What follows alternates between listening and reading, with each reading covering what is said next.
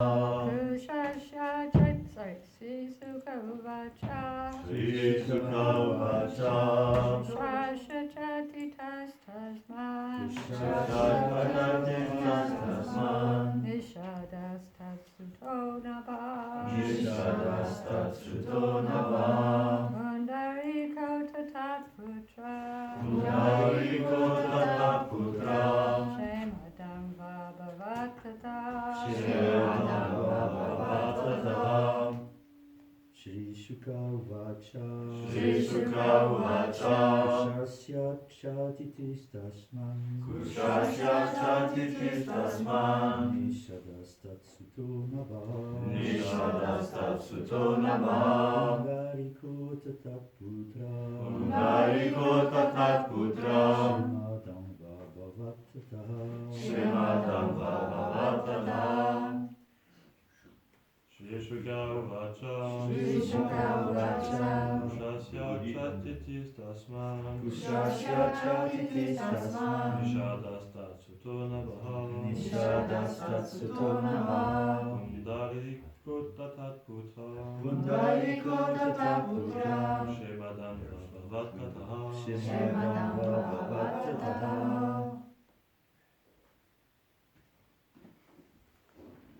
Ladies, Shri Sukha Uvacha Shri Sukha Uvacha Kushasya Chatitis Tasman Kushasya Chatitis Tasman Nishadas Tatsuto Nabha Nishadas Tatsuto Nabha Pundariko Tata Putra Pundariko Tatat Putra Shemadam Bhagavatata Shemadam Bhagavati Shri Sukha Uvacha Shri Sukha Uvacha Kushasya Chatitis Tasman Kushasya Chatitis Tasman Nishadas Tatsuto Namaha Nishadas Tatsuto Nabha Pundariko Tatat Putra Pundariko Tatat Putra Shemadam Bhagavatataha Shemadam Bhagavati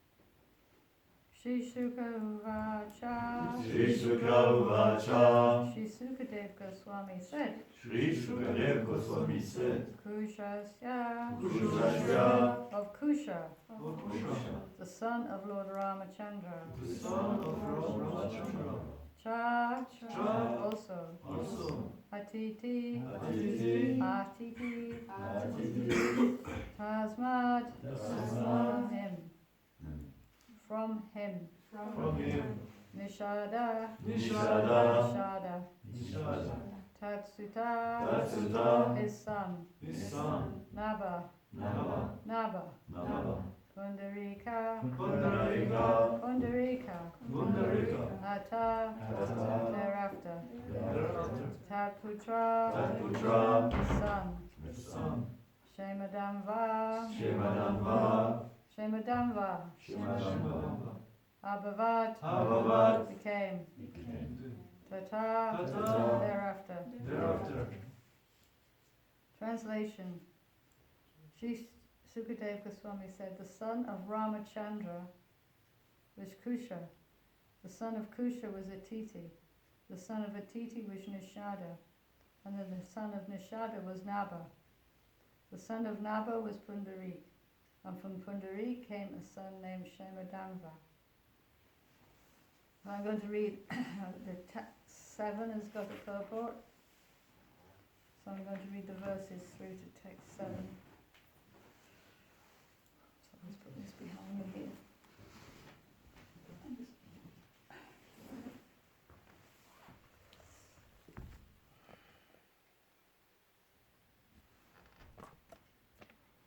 So this is a list of the dynasty from Lord Ramachandra, a list of the names of the personalities. The son of Shemadamva was Devanika. Devanika's son was Aniha. Aniha's son was Pariyatra. And Pariyatra's son was Balastala. The son of Balastala was Vajranabha, who was said to have been born from the effulgence of the sun god. The son of Vajranabha was Sangana, and his son was Vidriti. The son of Vidriti was Hiranyanaba, who became a disciple of Jaimini and became a great acharya of mystic yoga. It is from Hiranyanaba that the great saint Yajnavalkya learned the highly elevated system of mystic yoga, known as Adhyatma Yoga, which can loosen the knots of material attachment in the heart. The son of Hiranyanaba was Pushpa, and the son of Pushpa was Dhruva Sandhi. The son of Dhruva Sandhi was Sudarshan, whose son was Agnivarna. The son of Agnivarna was named Shigra, and his son was Maru.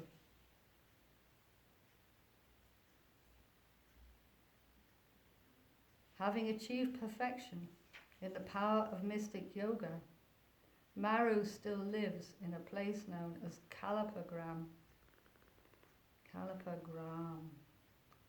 At the end of Kali Yuga, he will revive the lost Surya dynasty by begetting a son.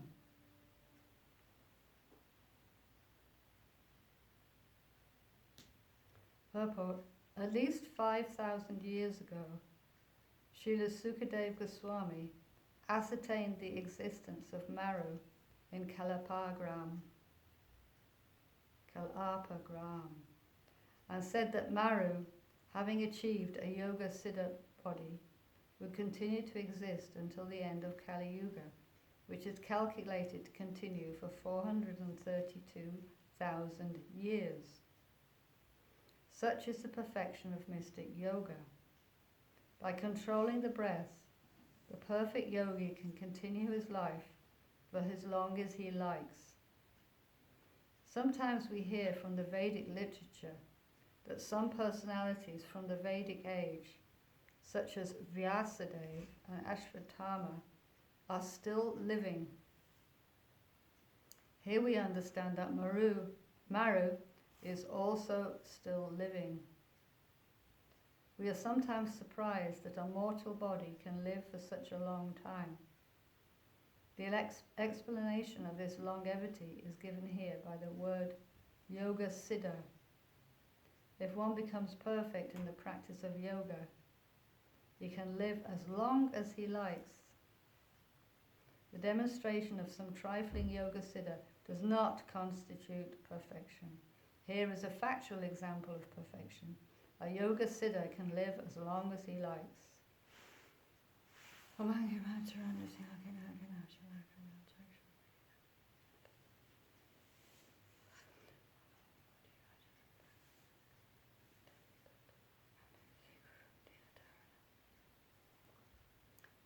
Shadai Krishna Sai Vodale, Samadhi Bhakti Kaswami,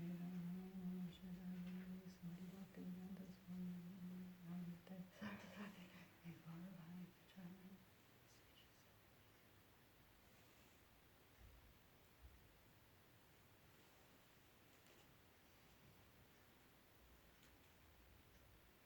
Vanchakalpa Tribhis Charapi Sandhya Vita Pritana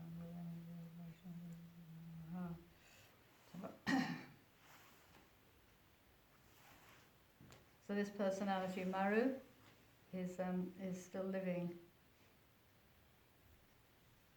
So it's 5,000 years ago.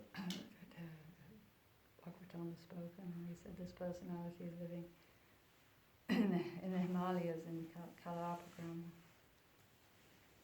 And there's also Vyasadeva and Ashvatthama, and there are others.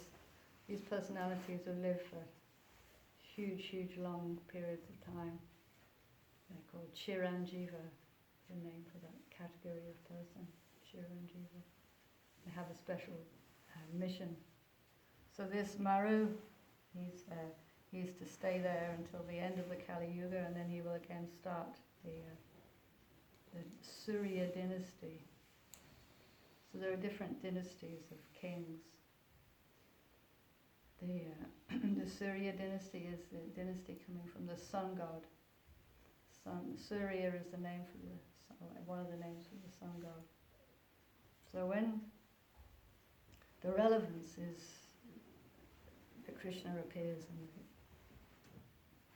Surya dynasty, when Krishna appears in this world, he appears in one of the two dynasties. Either the dynasty of the moon god,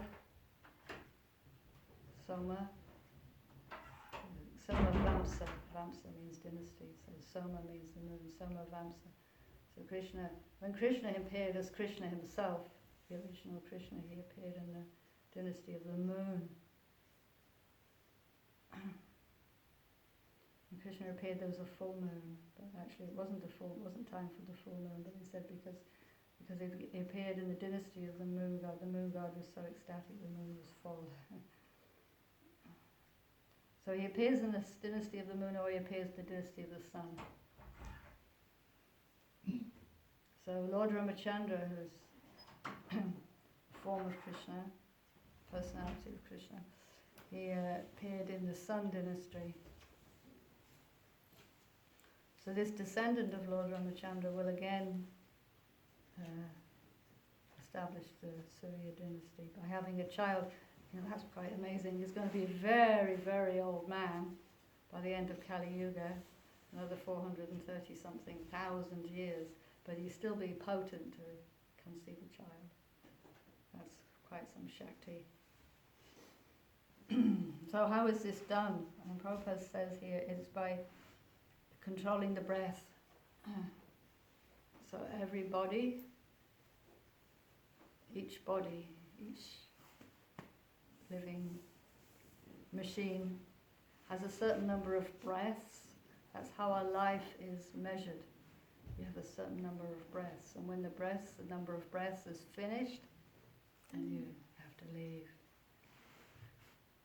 So some people, have so many millions of breaths. Other people have, less or more, accordingly to your different karma. But if you perform activities that require a lot of breathing, fast breathing, you're actually diminishing your lifespan. So people go jogging and they think, oh, this is very good for health. Yes, I live a long time now because I'm very healthy. But actually, reducing lifespan. And similarly, sexual activity can increase the speed of the breathing, and you're actually reducing your lifespan. Because your heart beats fast, you breathe faster, like this. So we can reflect on this, that we have only got a certain number of breaths, and the more we use, because it doesn't mean that we just sit and minimize our breathing. We have activities to do, which is the best use of our life, air.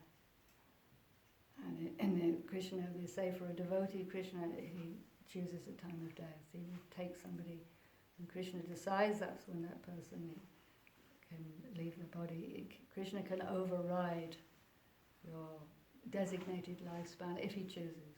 He may not, he can take you earlier or he can leave you longer. So Krishna is the ultimate controller of these things, but generally they have a certain number of breaths, and then that were allotted. Everybody has a certain quota of different activities, and you can eat a certain amount in this life, or you can enjoy a certain amount. It's fixed. The amount of enjoyment that we have is fixed. You can't enjoy more than you have a certain amount of money, or you have a certain pleasures in life, or you have certain miseries, and that comes with the body. It's a package, and you cannot. People think that the scientists and say medical doctors, they think they can prolong the life by putting in some, changing the heart, some putting somebody else's heart or kidney or something. But actually, they cannot change their destiny because there are higher powers.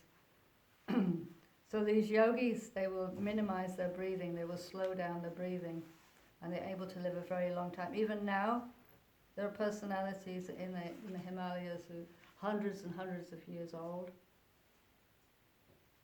but we don't see them, we don't see them it's not an everyday thing. But if you go to the Kumbh Mela, which is a big gathering, it's supposed to be said to be the biggest spiritual gathering on earth. So The big gathering. Hmm? Not only spiritual, the big gathering. It's a gathering the idea is to bathe in the confluence of the Ganga and the Saraswati. I don't remember the names of the rivers. Yamuna, Yamuna, the Ganga, and the Saraswati. Okay. So these rivers, they meet at a certain point. It's Prayag. Prayag. Yeah. So then everybody who wants liberation, they like to go there to bathe, because if you bathe in the river at a particular time, then you, is it a Sankranti? The particular Sankranti, you have to, this particular, anyway, a particular day, everybody goes in the river because, now I'm liberated, now I did it, I bathed in the Ganga. Every The Triveni. Every 12 years. Every 12 years, yeah. They have the smaller one, is it Ardamela or something every year, but the big one is every 12 years. Yeah. So you have to go to this place, and the yogis will come from the Himalayas. These yogis, of course, they will come in the river. They just dip in the river in the Himalayas, and then they come up immediately. Like, as they don't have to travel or get a bus, so they just can come in the river, go in one place, and then the next minute they come out of the Triveni, Prayag. At least if they're consummate yogis, they can do that. If they're capable, if they're real yogis, they can do that. It's a mystic power. So, and the yogis, they have a prestige of how long their hair is. Yeah. So what they do, it's like dreadlocks, but they wrap it round on their head like this, and then you see them. They will untie it, and then they will see how long their hair is, because if they're hundreds of years old, the hair is very, very long, like below below their feet, it's longer than very long. And the prestigious thing is who has the longest hair. This is, of course, it's trivial really, it's not. But this happens, people see who has the longest. It's not a sutta, I think it's called a jad or a jat or something, this matted hair. But they do that, they live for hundreds of years by controlling the breath, by, being very seriously celibate and controlling the breath, not just breathing. There's a story in the Bhagavati about Dhruva, and Dhruva reduced his breathing as part of his yogic practice, and he was breathing only every 12 days, taking one breath every 12 days, which is, you can imagine, it's not within our ability. Probably we cannot hold our breath and wait for more than maybe 1 or 2 minutes. The world record, I think, is 17 minutes. Man held his breath for 17 minutes. But every 12 days, he was breathing every 12 days. It's a different genre of person who can do this. But Prabhupada makes the point that these yogic things, these yogic powers are not, it's not the perfection, it's not the ultimate perfection. The ultimate perfection is to rediscover your love of God, to uncover your love of God, to achieve Krishna prema, not to have yogic siddhis. So when you become advanced in Krishna consciousness, you will develop mystic powers.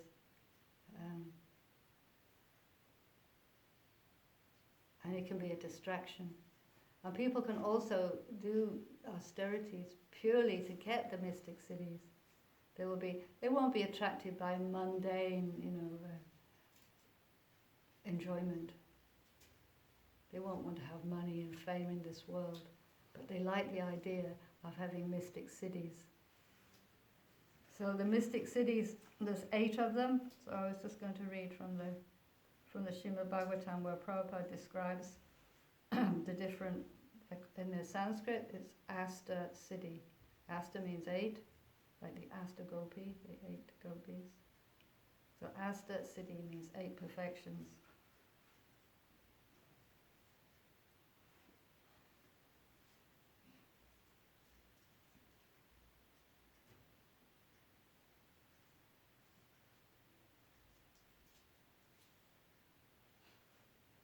Yeah. and he's talking about there's planets, with a planet called Siddhaloka, where everybody has these powers.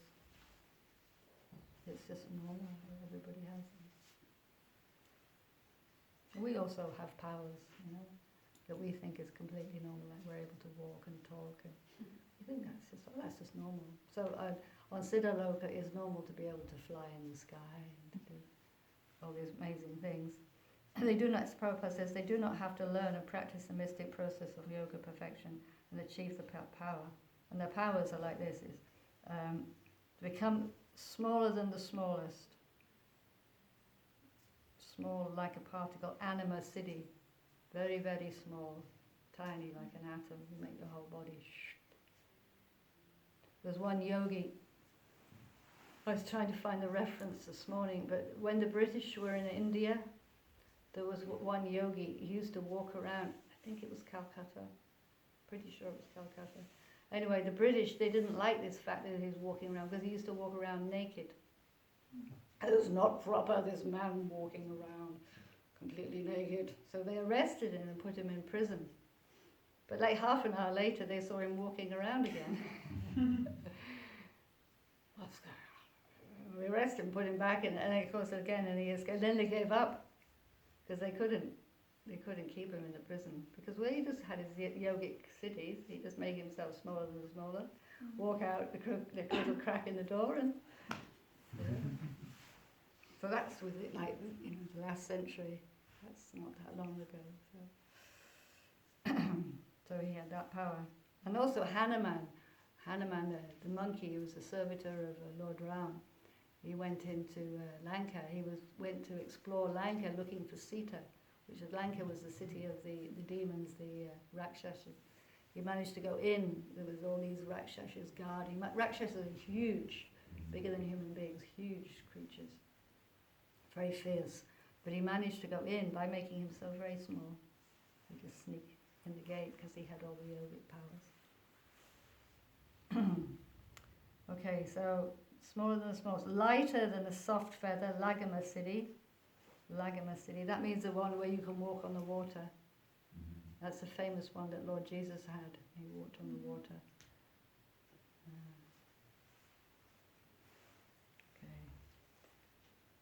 Get anything from anywhere.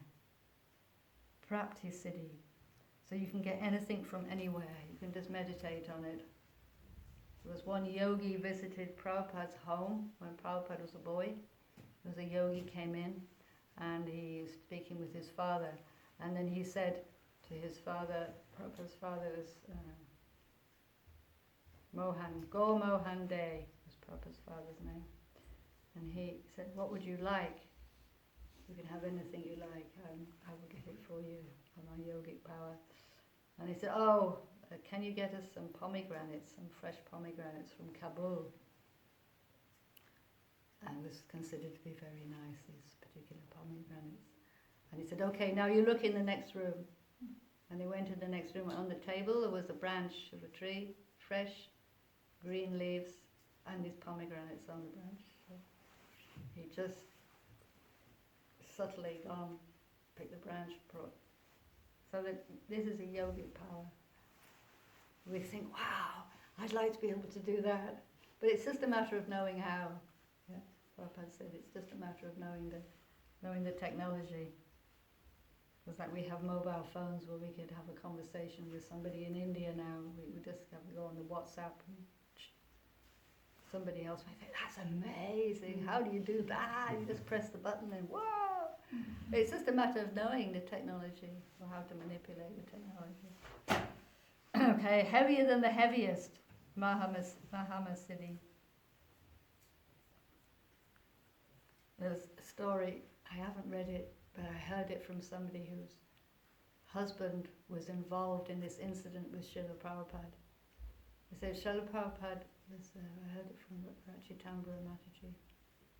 Her husband, he was one of the four, was it 2 men? I think 2 men. They had to carry Prabhupada up and down the stairs in a palanquin. I think he would go up to the roof and he would be speaking on the roof. They had to carry him because he was old and he was weak. And they were carrying him up and down the stairs and like a palanquin.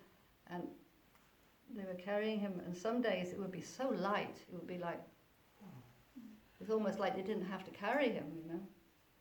And then some days he would be so heavy, like they would be struggling, like, to lift it. And she told me this, she said they really couldn't figure out why it was some days like that. And what she thought that with Prabhupada was like being a little playful, you know, because he could, I don't know if I should tell that story, but anyway. So that's heavier than the heaviest. And also when Krishna was carried in the sky by the Trinavata demon, he made himself very, very, very heavy. This demon was flying in the sky, having stolen baby Krishna. And Krishna made himself so heavy that the demon couldn't carry him. Of course, Krishna has all those powers. It's not surprising. Okay, so to annihilate anything at will, so you can destroy anything at will, is Shitva Siddhi. And to control all the material elements, Vashitva Siddhi. To possess such power as will never be frustrated by any desire, you can do anything you like, Prakamya Siddhi. Or to assume any shape, to take any shape one may whimsically desire, Kama Vashayita Siddhi. So demons can do this. Demons often, they take different shapes. Like when Putana went to try to kill baby Krishna, she took the form of a beautiful woman, a beautiful young woman. And when Mother Yashoda saw her coming in, she said, "Oh, what a beautiful lady, she's coming in to see the baby." But actually she was a big ugly demon, and when they killed her, or Krishna killed her, she assumed her original form of this very ugly demon. She was 13 miles long. When she fell, she smashed all the trees, and it's like this huge body. But she was able to change. The modern term for it is shape-shifting. People can do shape-shifting. And this concept is there. People know about these things. They have some idea. Anyway, that's just the point of the yoga cities. So we can get people can get very much attracted to yoga cities and think it's the goal of life, you know. But actually, it's, even though they're impressive and beyond our range, they're only material things. They're just material things because they're in this world and they're to do with our desires. You know? People like to have a yogic city so they can impress other people. Or if you can control everything, you can do whatever you like. It means that you can use your power to control other people. You know, you can get many, many followers. You can get people to worship you as God. You know, people who are simple, they will worship somebody who has powers. And so you become like a bogus guru and worship people who are Hare Krishna.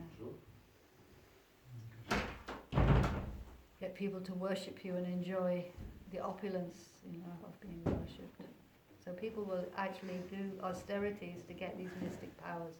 Like they will stand on one leg for many, many years, or they will stand with their arm in the air for a long, long time. Or they will do all sorts of things to get mystic powers. So they can use them for sense gratification.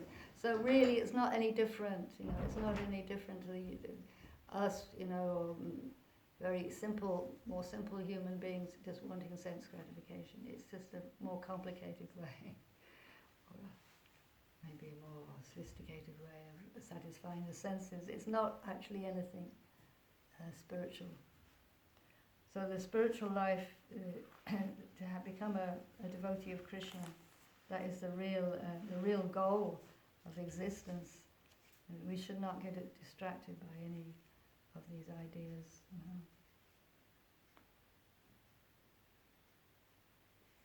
Should understand that if we get yogic powers, it's only a temporary thing. And what is the use of something temporary when, if you make a similar endeavor, you can have something permanent. Yeah? So you make the same endeavor. You can worship the demigod and get a temporary result, or you can worship Krishna, get a permanent result. An intelligent person will go for the permanent result, isn't it? Something permanent. Something permanent or something temporary? Okay.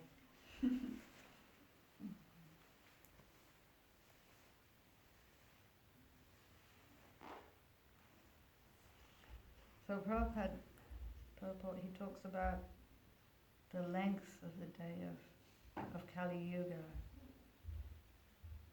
And in the Bhagavad Gita, he describes the lengths of the different yugas. I just thought we should remind ourselves about that. Because we say, oh yes, Kali Yuga, but actually Kali Yuga, even though it's a very long yuga, it's the shortest. It's the shortest of all the yugas. So in Bhagavad Gita it describes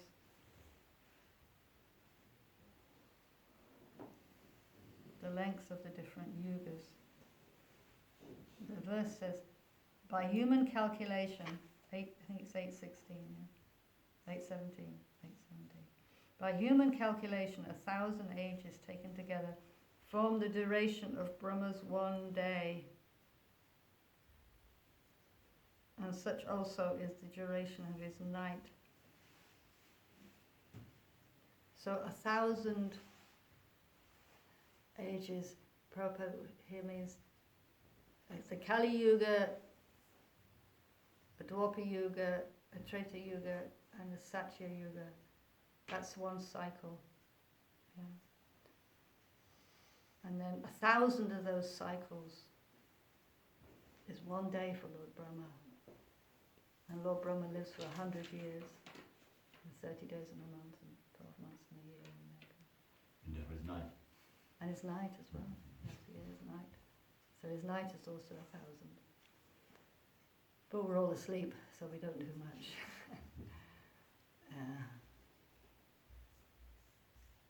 So 1,000 times the 4 yugas is one day of Brahma. So you can just bear that in mind.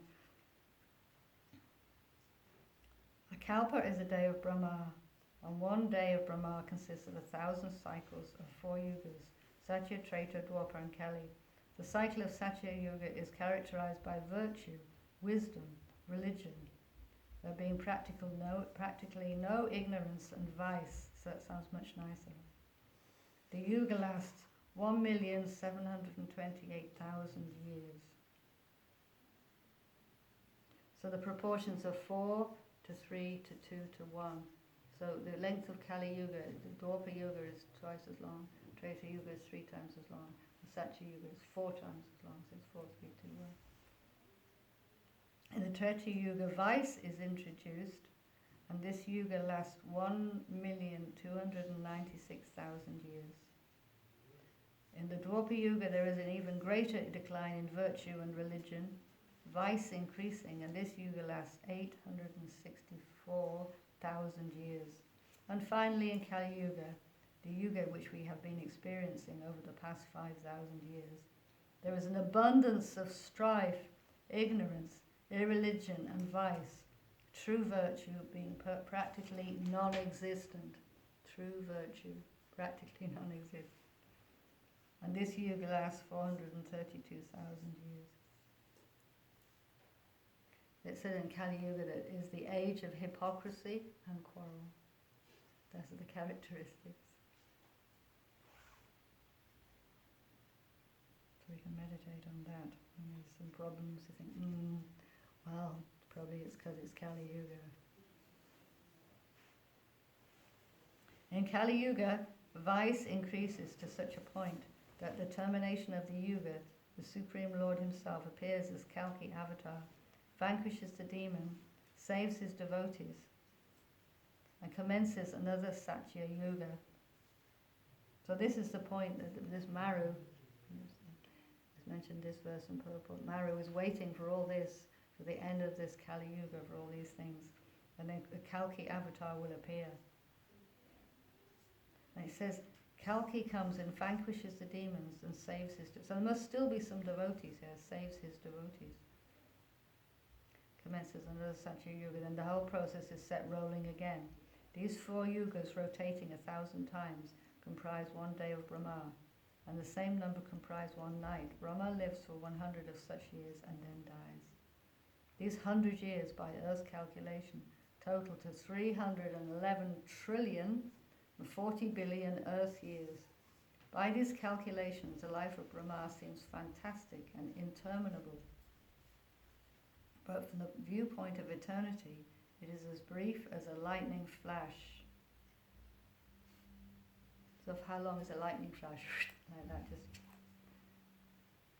So this whole life of Brahma that's how insignificant in terms of eternal time. So how important are our lives? You think, wow, very, very small and tiny, and just. So we have to be, we have our little 100 years here on Earth. We have to maximum 100. We've already used a good chunk of it. Some have used a quarter, some have used a half. I've used nearly 3/4. If I have 100 total, so I haven't got very long. So that's why we have this process of chanting. I was asked to speak about the chanting of Hare Krishna. So we have to chant Hare Krishna all the time. Kitanya Sada Hare. Sada means always chanting. So you have to chant Prabhupada 16 rounds on beads, but then unlimited chanting, so we can always chant.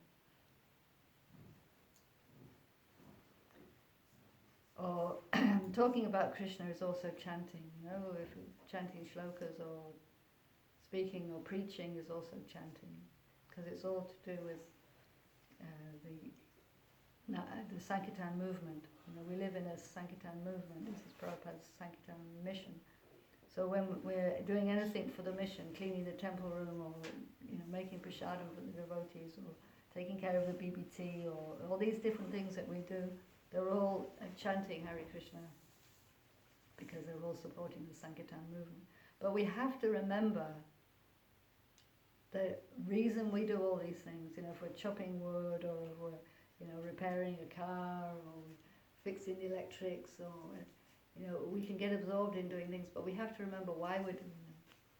Because, we could just get lost. We can actually get diverted into just meditating on what we're doing and forget the goal. So the goal is that we chant Hare Krishna and that other people chant Hare Krishna. That's the goal. So we may get so absorbed that we forget to chant. I'm too busy to chant my rounds. I haven't got time to chant. But actually that's the purpose we're here. The purpose is the chanting, and the purpose is to encourage other people to chant. So when we chant, we please Krishna. So if we please Krishna by chanting, and we get other people to please Krishna by chanting, then everything will become corrected. Prabhupada said it is possible to have the Satya Yuga even in the Kali Yuga. It says that there will be a golden age. And I've heard different things said about when the golden age starts, whether it starts, when Lord Chaitanya appeared, or whether it started as officially 5,000 years after the beginning of the Kali Yuga. There's a particular date that the golden age starts. And anyway, the golden age is starting, has started. We're in it. The golden age means that in spite of it being Kali Yuga, in spite of it being heavy-duty sinful life, a lot of people are going to be able to become liberated and very spiritually purified by chanting. In spite of the nature of the age, in spite of everybody being so sinful, still is this the holy name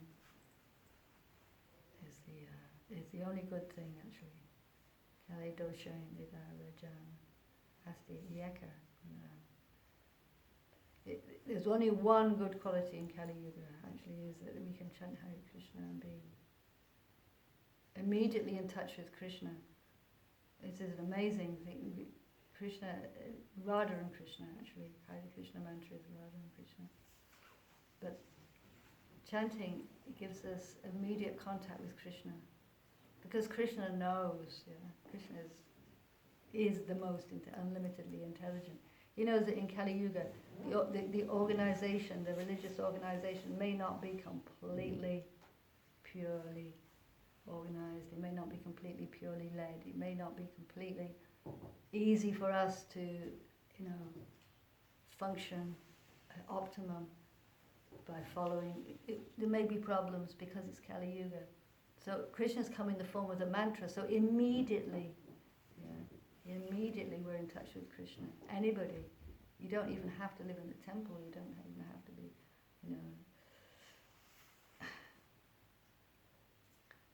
living alone. You can have family. You can have everything. Just by chanting, Krishna's immediately there. It says Krishna dances on your tongue when you chant. So it's amazing that Krishna can come in the form of a mantra.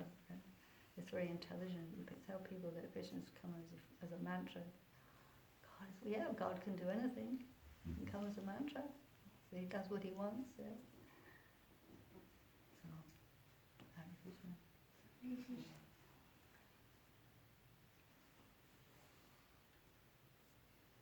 Anything else?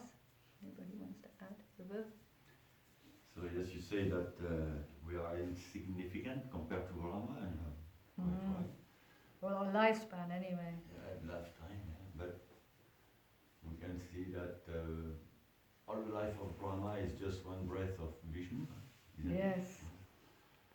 But I heard that if Vishnu create again one more universe, when he destroyed it, and after he created it again, is because he knows that some living entity begin to be devotee and begin to chant the mantra. So he want to create again the universe that they can finish their process to purify themselves and come back to God. Yeah. So it's insignificant and also it's very important to sing. It's important to Krishna that we go back to Godhead. Yeah. So that's why he created universe. Yeah. The universe material universe has got, it's like two function.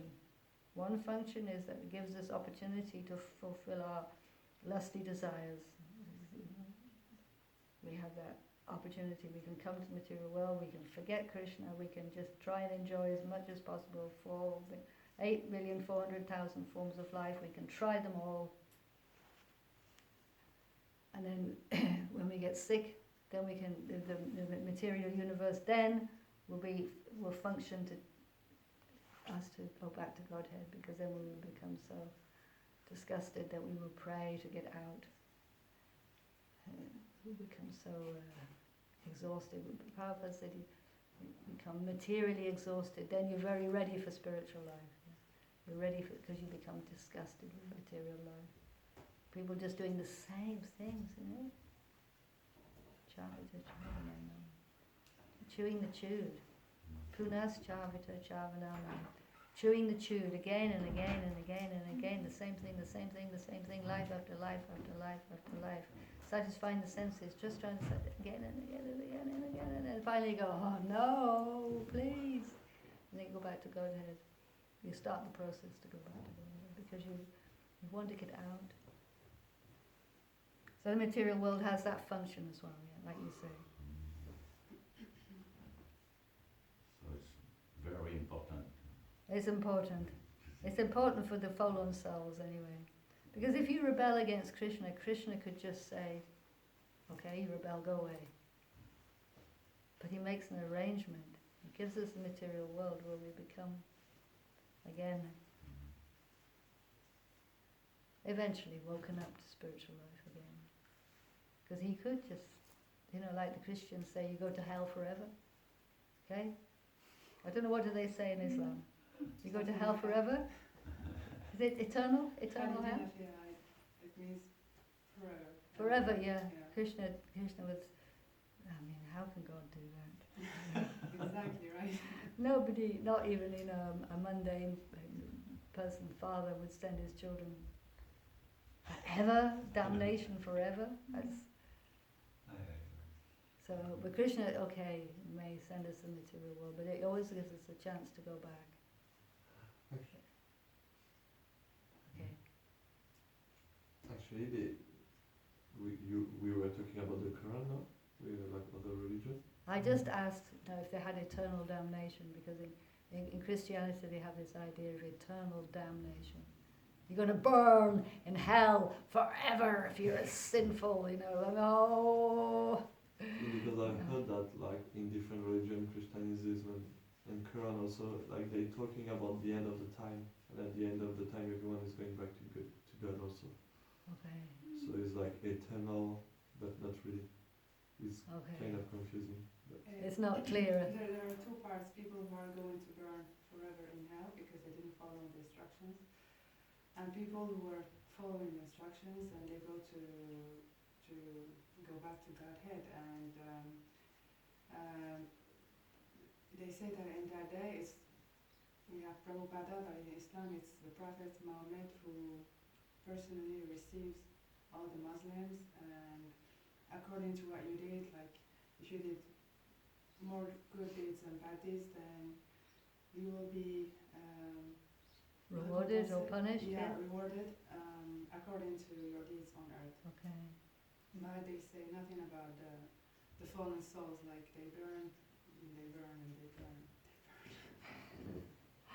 which doesn't sound like a God, a merciful God thing. No.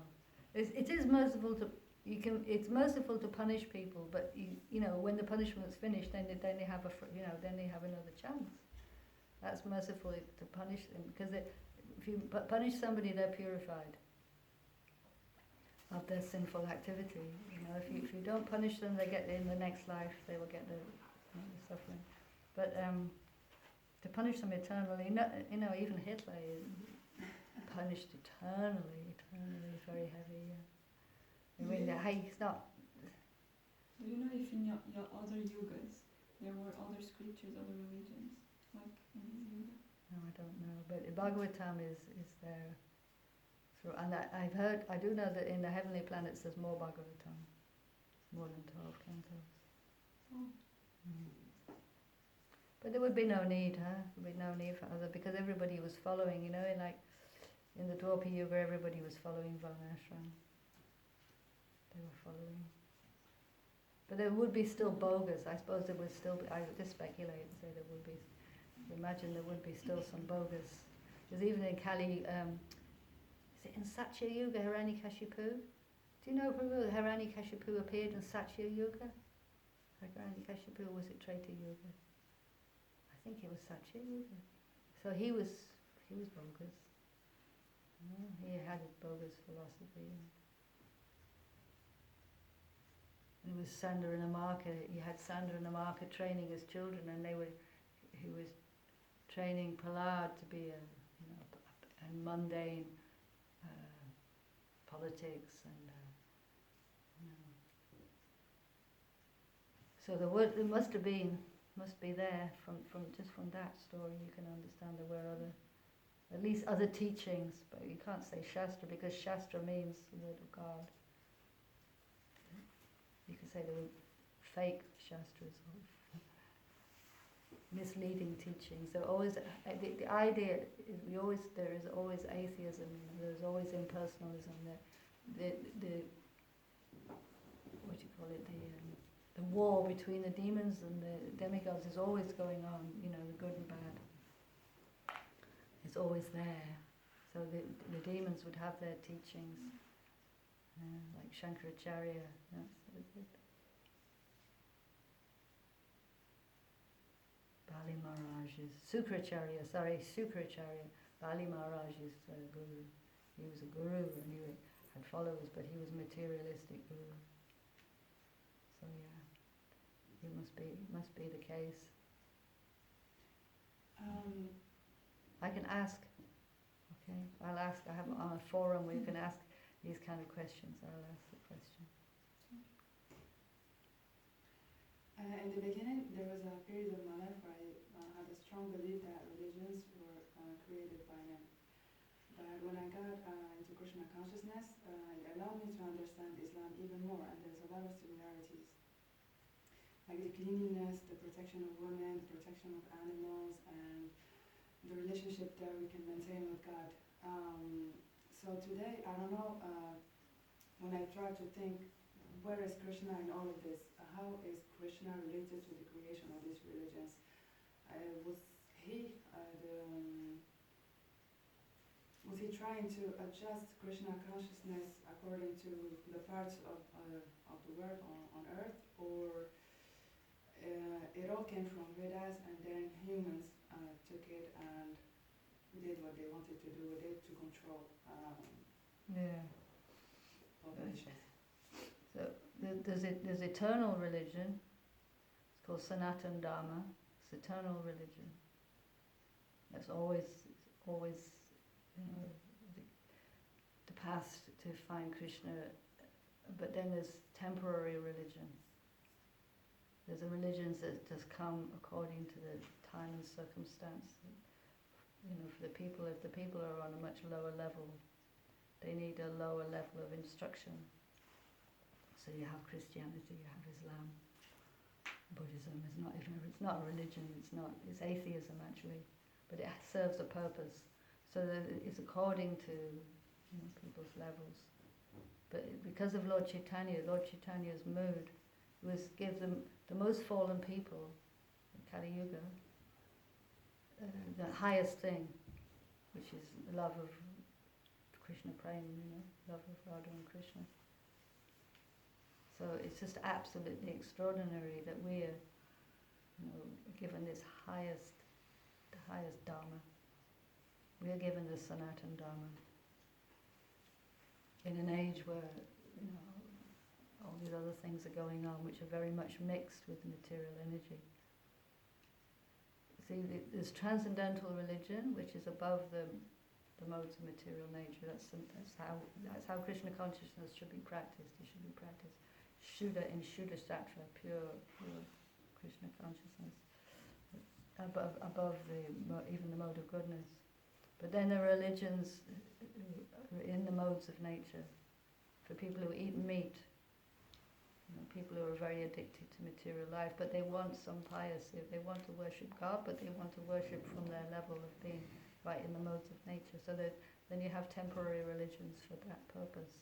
So Krishna allows all of it because you have different classes in the school, you have different, there's university, but there's also the school for the beginners, to give them some, moral codes. So Christianity is mostly moral codes. Yeah, same for Islam. That's how I thought about it. But it helps people elevate a little bit. Yeah, helps them. Yeah. But if they can take to Krishna consciousness, it's better. Because it's much quicker, You can spend it many, many lifetimes. And if you're doing something that's very mixed, you can also become degraded.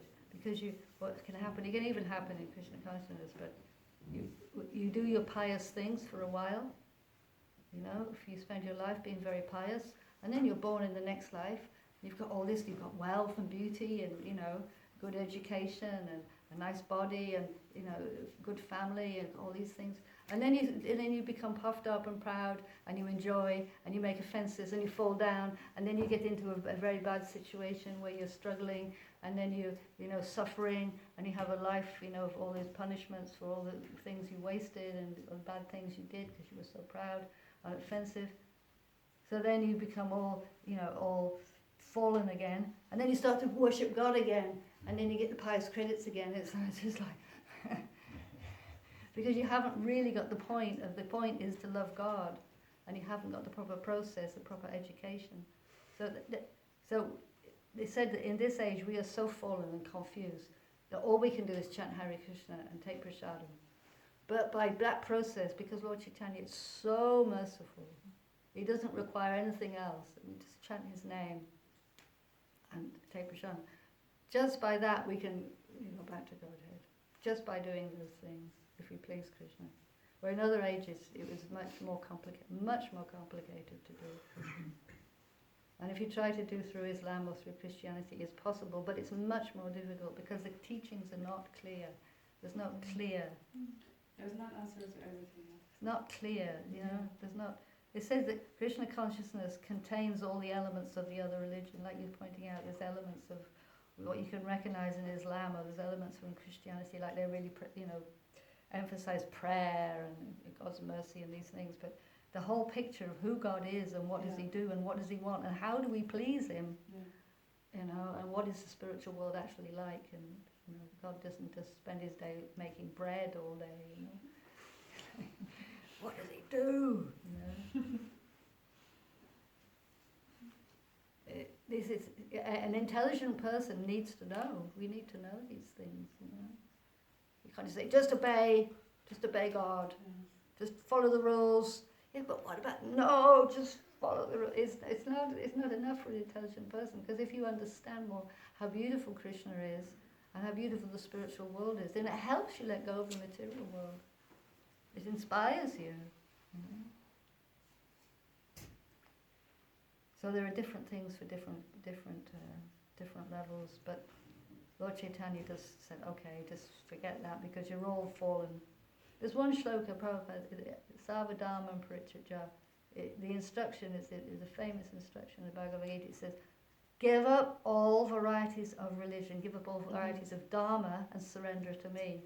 So Prabhupada was speaking to the hippies. He said, you're already all given up all sorts of dharma. You're not following anything, in other words. You're just also following, you're not following anything religious whatsoever. So surrender to Krishna. You're already halfway there. Just surrender to Krishna. You don't have to give up anything, because there's nothing to give up, you know.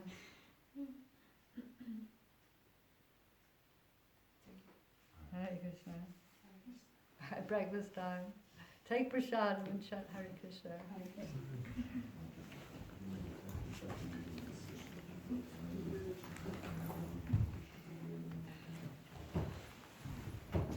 Bhagavati Mataji ki. Hare Krishna.